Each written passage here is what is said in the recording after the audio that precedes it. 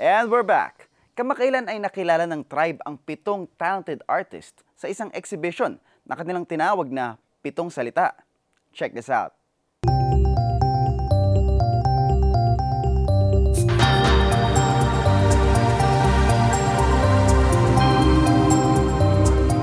Mga komentaryo tungkol sa ating lipunan. Pahiwatig ng saloobin sa pamamagitan ng pagpipinta. Ito ang mensahe ng isang grupo ng mga artist na bukas ang kamalayan sa mga nangyayari sa ating kapaligiran. This is our very first major show, kaming grupo. Pero nagsishow pa rin kami noon sa iba't ibang klaseng exhibit. Itong 7 salita na to, bali gusto kasi namin ipakita yung nararamdaman namin sa nangyayari ngayon sa ating kapaligiran. As an artist, gusto namin ipakita na kaya namin tumulong, magpamulat ng mata ng mga tao. Sana yung mga gawa namin makatulong magbigay ng aral. Gamit ang pintura at ang kanilang imahinasyon, mga pangyayari sa ating bansa ang kanilang sinalamin sa paghahangad na ito'y unti-unting mabago. Ang sense talaga ng aming exhibit is about social issue, which is ito nga, yung gera at gutom, tapos about crab mentality, then equality or pantay. Yun yung dinidiscuss ko about these mga artworks. Pinapakita ko dito na tanggalin na natin yung crab mentality na kailangan iangat natin ang isa't isa.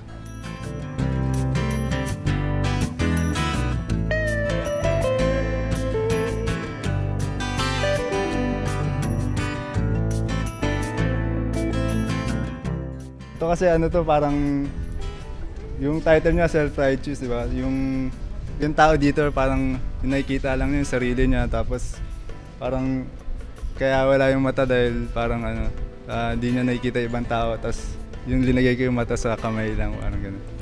Parang yung sarili lang niya parang ako magaling, parang gano'n. Yung gano'n lang. Tapos ito naman parang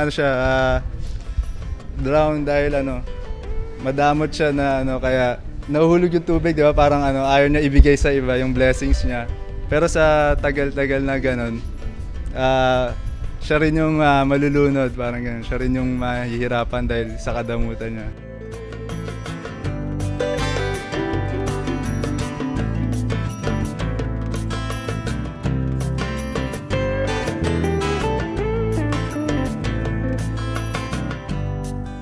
Bawat isang artist ay may 3 obra at sa bawat isang larawan, inspirasyon nila ang mga pang-araw-araw na nangyayari sa ating mga Pinoy, gaya na lang ng gawa ni Mr. Hamoralin.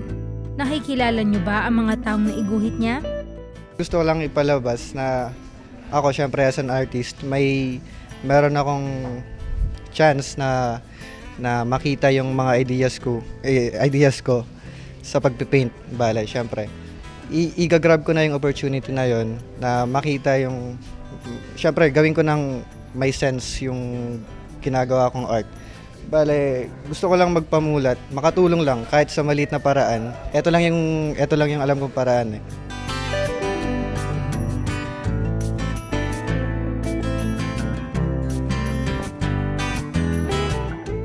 Hindi lang ang mga current events ang kanilang naging inspirasyon, maging ang mga nangyari noong huling administrasyon ay ginawan din nila ng komentaryo.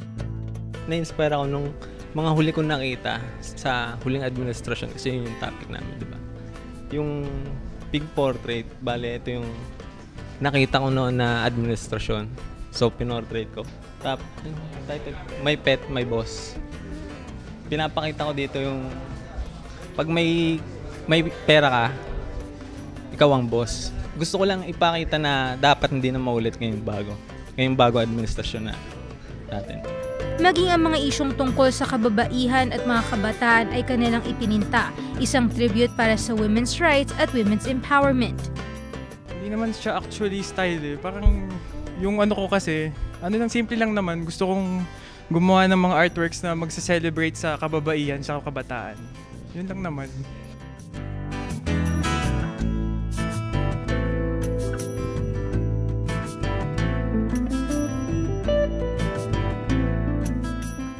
This one, ito tungkol dito sa kinalakihan kong lugar dito sa Cubao. Kasi most of the time, madalas ako umuwi gabi na. So marami akong nakikita prostitution.